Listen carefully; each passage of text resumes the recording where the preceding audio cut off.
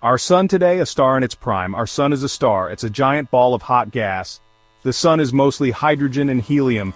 These gases are pulled together by gravity. Deep inside the sun, incredible pressure and heat cause atoms to fuse.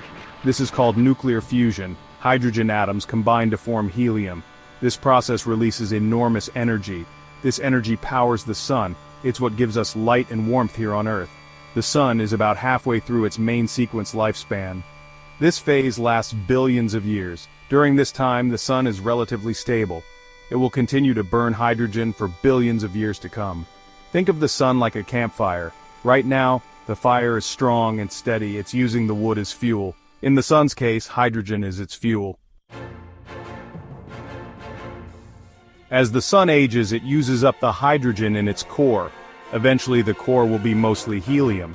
The fusion process will start to change. The core will shrink and heat up. This will cause the sun's outer layers to expand outward. The sun will grow much larger and cooler. It will become what astronomers call a red giant. This expansion will be dramatic. The sun will engulf the orbits of Mercury and Venus. It might even reach Earth. Our planet, if it still exists, will be scorched and lifeless. Imagine our campfire again. As the wood burns down, the flames start to reach outward, looking for more fuel.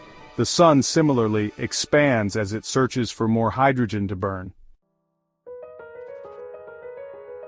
Inside the red giant, the core will reach incredibly high temperatures. This will trigger new fusion reactions. Helium will fuse into heavier elements like carbon and oxygen. These new reactions will release bursts of energy. The sun will become unstable. It will pulsate and shed its outer layers into space.